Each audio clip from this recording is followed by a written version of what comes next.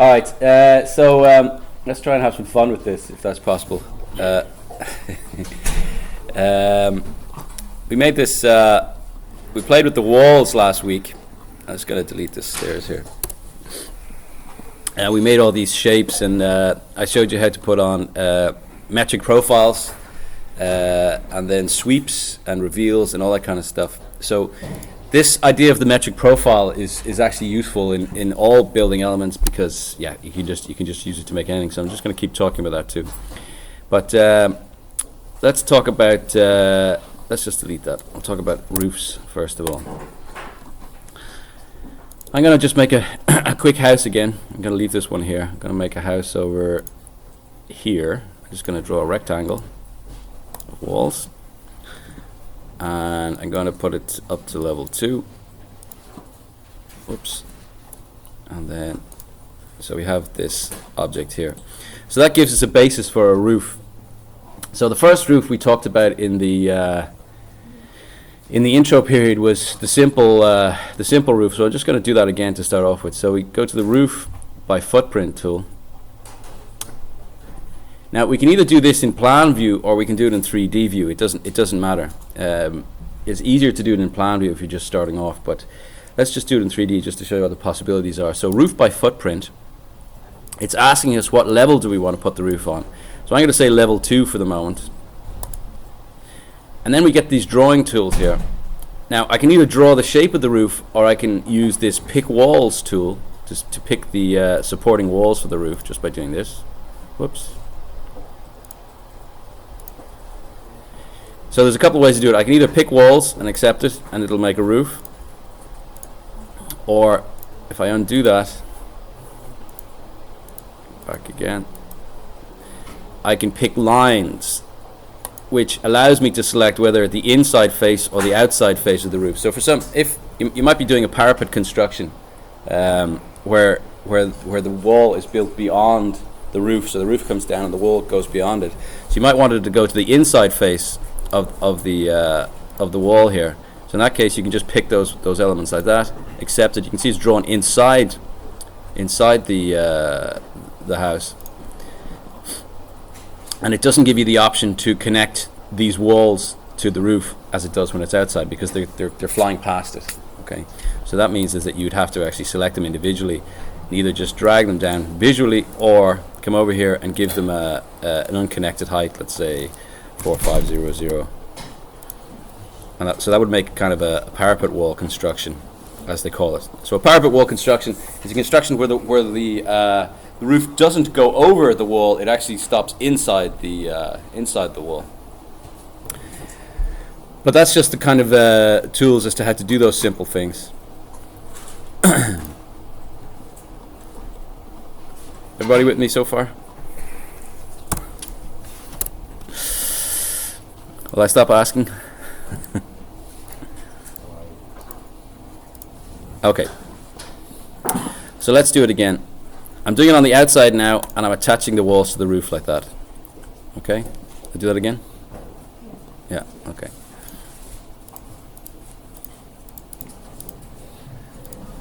So let's just, yes, discard roof. Okay. So you go into roof by footprint. It asks what level you want to put it on. I'm going to say level 2, and you can always change the level afterwards. So you could draw the ground level if you want to, if you want to quickly set up the roof, and then you can change the level it's attached to afterwards. We can either draw the shape of it up here. If I just select the rectangle tool, for example, I can draw the shape of the roof. But since I've already drawn the walls, I can use pick walls, so it's completely accurate to the edges of the walls. So in this case, I'm going to say pick walls. 1, 2, 3, 4, and if I accept that, it asks me, do I want to attach the walls to the roof? If I say yes, it brings the walls down so that it just goes underneath the roof. Yeah, there you go.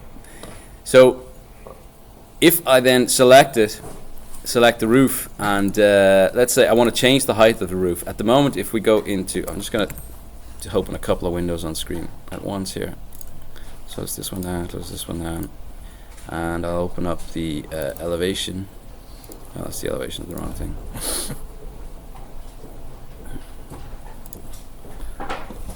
Let's take this. Because I've attached the walls to the roof, if I now change the level of the roof over here, I can change the offset level to, let's say, I'm going to put it 2 meters up from level 2. The walls follow along, so the roof and the walls are attached to each other.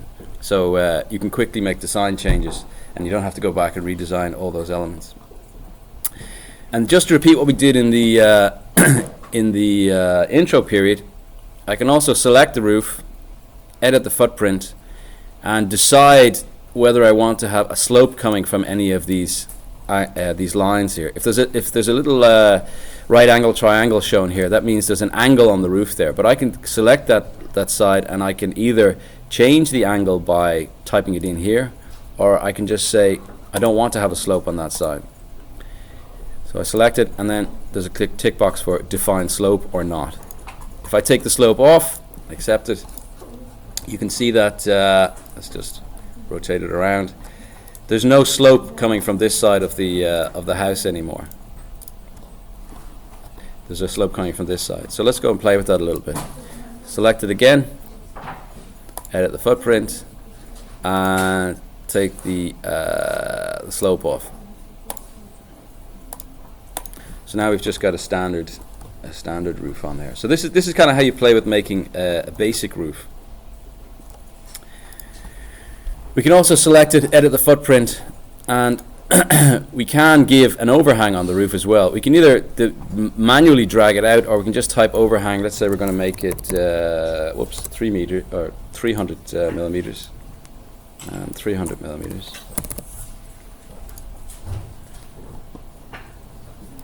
And I can accept that. You can see it's given it a slight overhang. This mouse is weird. There we go. No.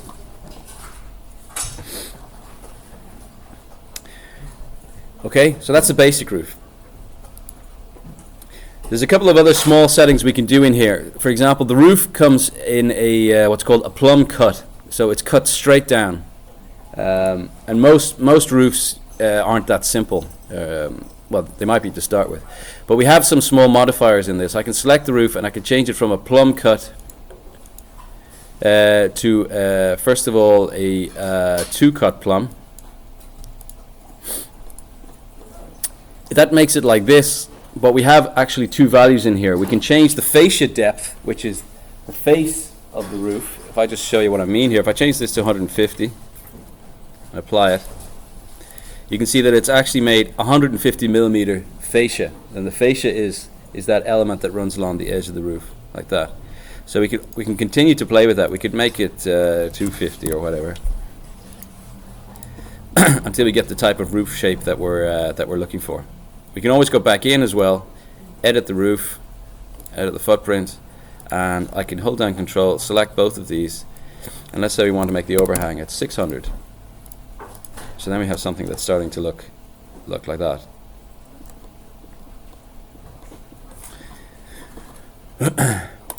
Let's go back in again, edit the footprint. I can change the angle of this one. Let's change this one to 45 degrees and accept it. So now we've got a lopsided roof. So one side is at 45 degrees, one side is at 30 degrees. We can also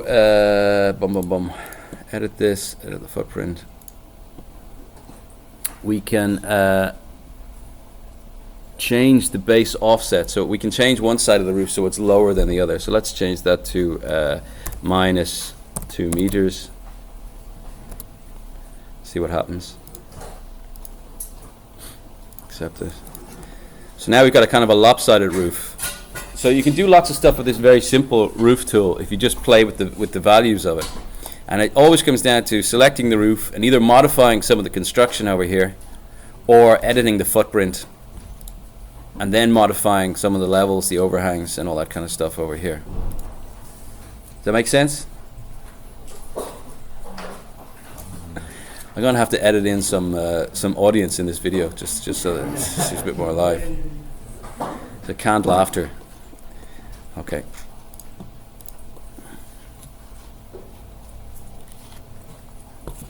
Okay, so that's kind of simple.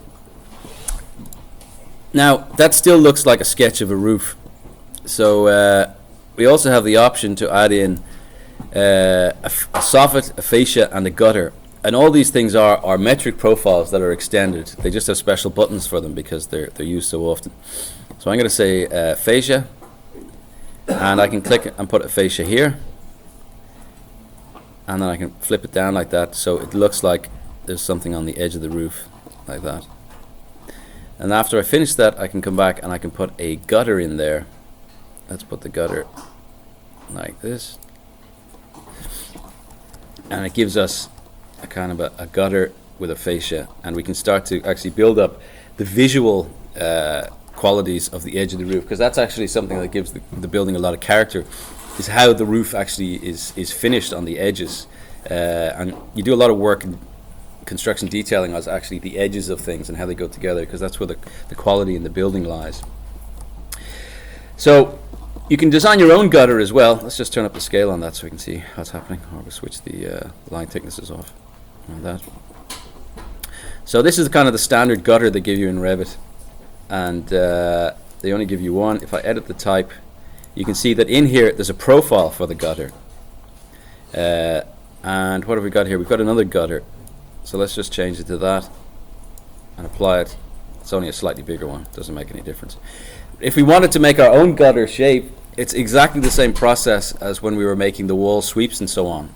So let's just do that as a quick exercise. So I'm going to go into New, Family. I'm going to use the Danny DU template. Do they give us a profile in here? No, they don't. I'm going to go back out again. English. And this one again, metric profile, is the one I'm going to use. Basically, in terms of family creation, if you only learn how to use metric profile in the first semester, you're pretty much ahead of the game. So that's why I keep talking about it, because it adds so much quality to your model, is that if you can change the profile on anything, from gutters to fascias to handrails, to anything that needs a specially designed profile, then it's really helpful. So if I go into metric profile here, now I can, this where the two reference lines crosses is the insertion point, like we were talking about last week. So I'm going to use create line, and let's make a simple gutter here. Let's make it 150. Huh? Yeah, 110. That's a pretty standard one in Denmark, isn't it? Like that. Now I can offset it. I'm going to offset it by, what would it be, 5 mil. Copy. Go back to create, line, and then I'm just going to finish off the edges. And you can make this gutter as complex or as simple as you want. I'm just going to move it all up to the insertion point there. Going to save that as a family, and this is where you can say, the reason you can save it as a family is that you can start to set up a file system with all these profiles, so you never have to do them again. If you design a gutter quite well and you're going to use it over and over again, then just save it in a folder. You can always have it ready to go. But at the moment I'm just going to put it on the desktop. Test gutter, load into project. So now the profile exists in the project, so all I need to do is select the gutter, edit it, duplicate it, gutter 2, and now we can change the profile to test gutter. That's okay. So now we've got a new gutter type in there. Okay. Is that too fast? That's all right. Is it all right? Okay. I'm gonna get back into this stuff. Once we get the gutter in place, we can select it again, and we can actually also give this an offset. So I could change it, bring it down a little bit. Let's say it's at -50 or something. We can just bring it down so it works in terms of the construction. And similarly, we can work with the fascia here. And we can give that a, let's give that a minus 30. Oops, it goes the other way around because it's flipped. So the fascia itself is also a profile. So you could do the same exercise, make a new metric profile, select the fascia, edit it, and change the profile to whatever the new one is. So you can see in here we still have the cornice profile left over from last time. So if I select that, it suddenly becomes a, it gets rid of the gutter because it's in the way, and you know we get the old one as well. Let's just undo that. So these are effectively the same command. Gutter and fascia are the same command. They're just versions of the sweep command that we did in the wall, and they work in exactly the same way, where you make a profile and then you give it a length. Okay. So that's one way of making a simple roof. If then you have a roof, and let's say if we go back to level 2, and here's our roof over here. If I wanted to make another roof out here, let's go to architecture, roof by footprint, and this time I'm just going to draw a sketch of the roof. So I'm going to do a rectangle, and I'm going to do a roof over here. And I want it to be intersecting with the roof we have. So the first thing we do is we just draw the roof in terms of general position. And I'm going to just accept that. So we get something like that. Just so you can see the difference that it makes. Where's it gone? There it is.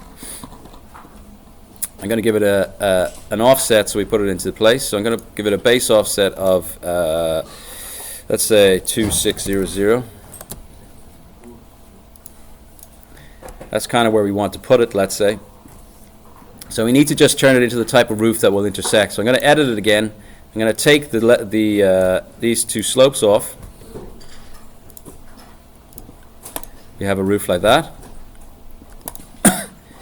So now how do we intersect it? So to intersect the roof, for some reason they put it in a different tab, the button to do that. They put it under Modify tab. So under Modify, there's a tiny little button up here called Join Unjoin Roof. And this is what we want. So if we select this button, it asks us, select an edge at the end of the roof that you wish to join or unjoin. So I'm going to select the edge. And then it says, select the face on the other roof that you want to join it to. So then you just select the face that we want to join it to, and it cuts it into place like that. So now we've got a kvist or a dormer roof or whatever that we can put in place there. It's good Danish, isn't it? Yeah.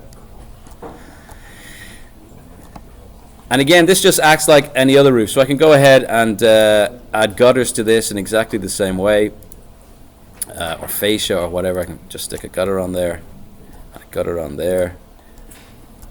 I can come back and change it to the new type of gutter if I want to, gutter 2. And it works in exactly the same way. We can also select the gutter, and then we can stretch it if we think it's going too far into the roof or whatever. We can individually modify the length of the gutter as we go along. Again, you don't have to do this in too much detail. It just has to be enough detail that it's represented in the model. Which do you want me to do again? The roof? Yeah. Okay, let's do it on the other side.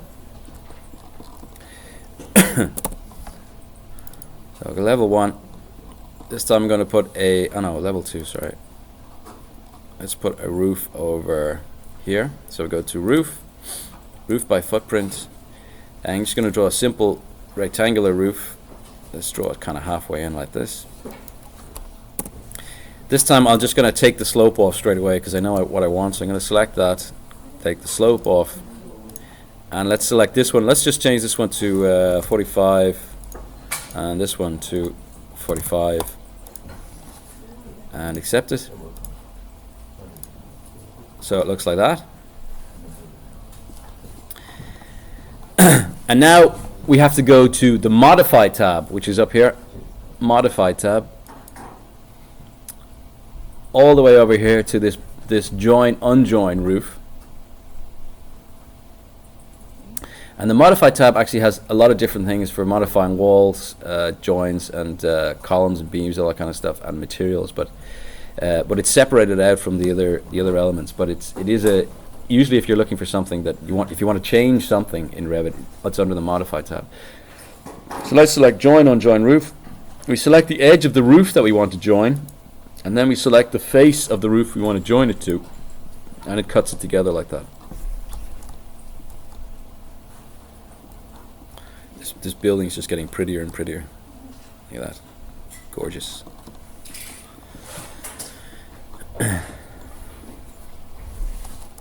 Then we can individually go in here and change the type of cut at the edge. Is it a plumb cut? Is it a 2-cut square? Let's just play with that. Give it a fascia depth of 200. Apply. So that's got a different kind of cut.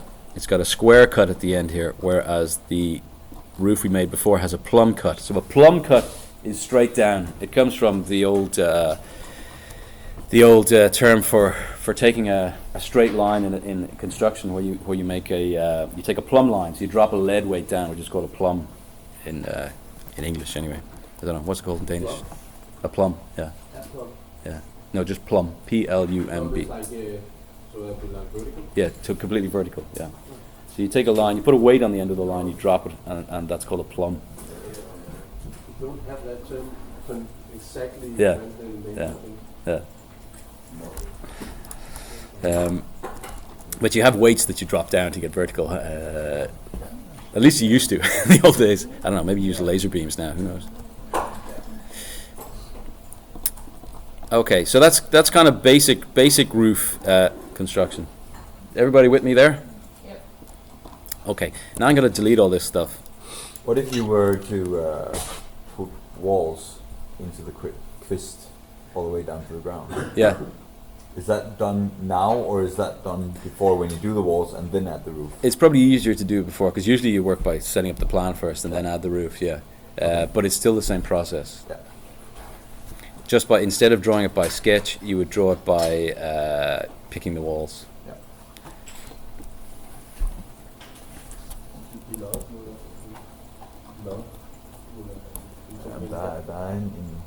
There is a term for the cut that you do in Yeah, the roof. yeah, I'm sure there is, yeah. Okay, so I'm going to delete these roofs, and then I'm going to do a different type of roof. So we did this roof by footprint. Now we're going to do something called a roof by extrusion. I already did this with Adrian over there, so he's already got this going. But a roof by extrusion is basically, if you look at this little example here, you draw the shape of the roof you want, and then it just extrudes it into 3 dimensions. So it's quite a simple way of doing it. So roof by extrusion. It asks us to pick a plane. So it needs to know where in 3D space we're going to be drawing this element. So the easiest thing to do is just to pick the wall that we want to draw it from. And I'll do it once and then we can talk about it again. So I'm going to draw it in this direction. It's asking us what level do we want it on. We're going to say level 2. I'm going to say OK. So now we know, because we've picked the plane, that we're going to be drawing on this wall here. So then we can just draw a shape. I'm just drawing at the moment I'm just drawing a polyline. So there's the shape of the roof, for some reason, I don't know. We can modify it afterwards just by clicking the control points, dragging it around. And if we're happy with the shape of it, we just accept it, and it draws a roof. But it always draws it from the wall we drew it at to the very, very last wall in the project. So this is why if you have 2 buildings in the project, it might not, it won't do it automatically. If we only had this building in the project, it would stop it at this wall here. But since we have this one over here, we need to kind of grab the end of it, and then we can drag it back over. And let's see, we can probably just align it as well, like that. So the way I did that was, if I just do that again,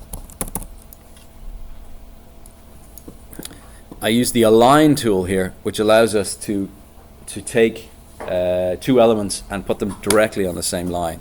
So I'm going to say align. I'm going to say I want to align the edge of this roof, and I want to align it to this face of the wall here, like that. I did it backwards there, so it moved the wall. So let's do it again. So align. Select for alignment. There we go. So then we have that roof shape. We can then modify it if we want to. We can add a vertical opening into it if the shape of it is more complex than just a rectangle. We could come in here and we could just start to draw openings in the roof. Let's just draw an opening here.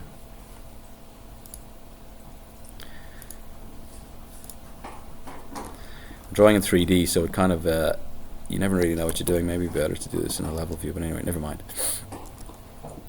And then we can select the walls and press attach top base and attach them to the roof. So now the walls also follow the line of the roof. And again, that means that we can reposition the roof and the walls will follow along. Let's just select this one, change the level to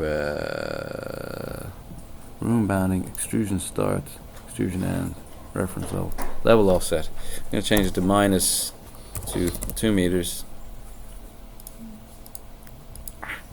Minus 2 meters. Apply. So the walls again follow along. And that seems like, okay, so they follow along, so what? But they're actually changing. If this wall was full of material, bricks, blocks, insulation material, it's recalculating all those volumes as well. So if you have a series of schedules to send out, all the schedules are recalculated as well. So that's the real benefit of using the BIM stuff. Okay, let me just have a look at my list here.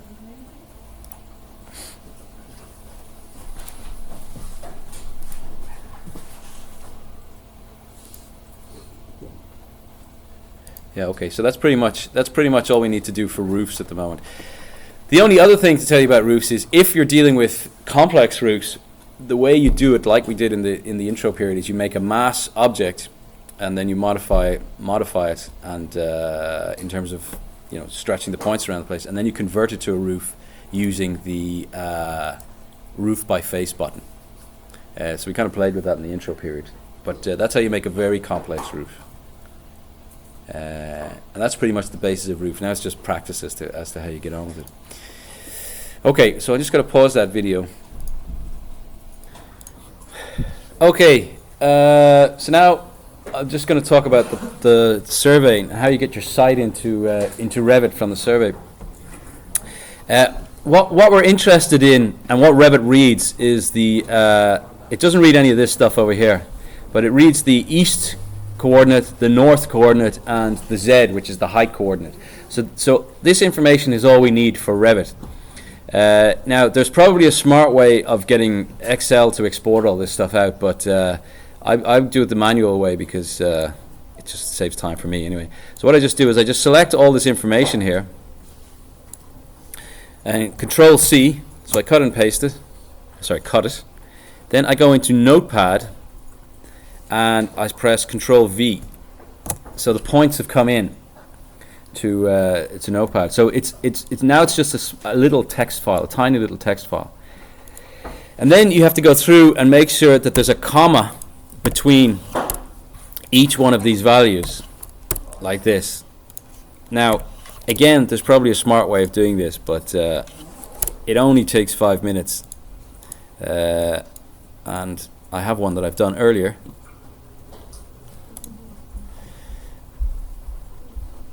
Which is here, test points. Except I seem to have screwed it up. So let's delete this one. I'm just going to go through this quickly.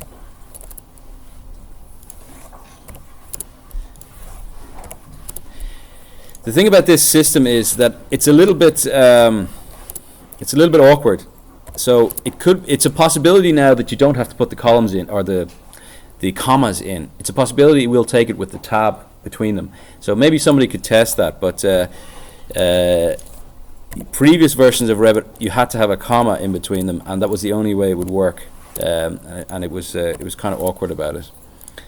So I'm just going to put commas in and commas in like this.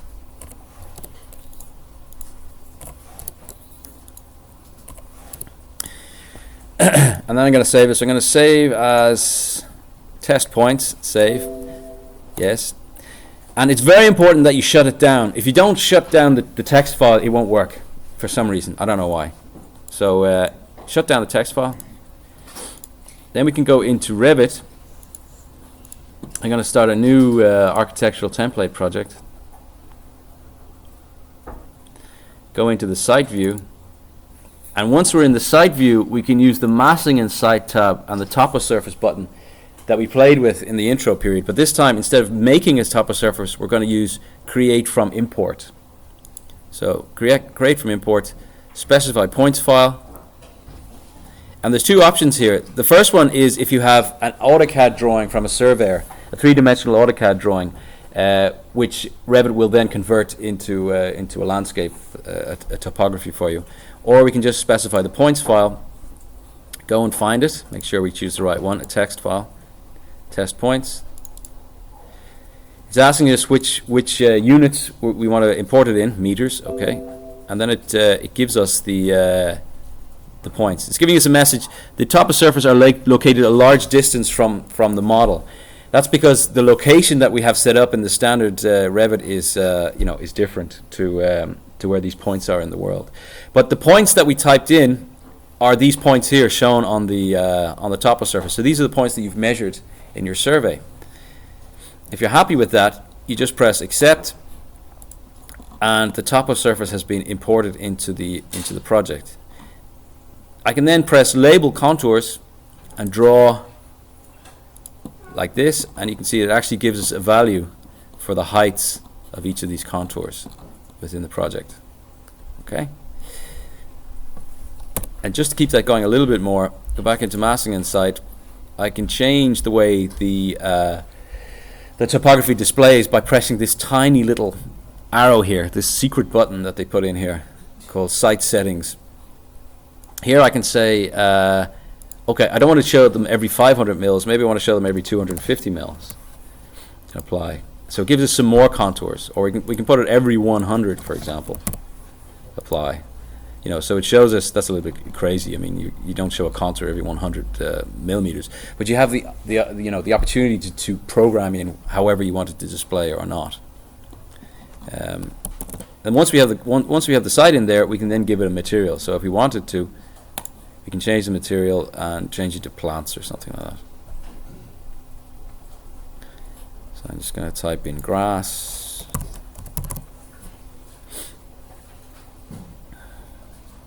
And again, we've no grass in our project, but we have in our library down here. So I'm going to choose this lighter one because it's not so overwhelming, called plant. Use render appearance. Apply. Okay. And now when I turn on the realistic view, we've got some grass in our project.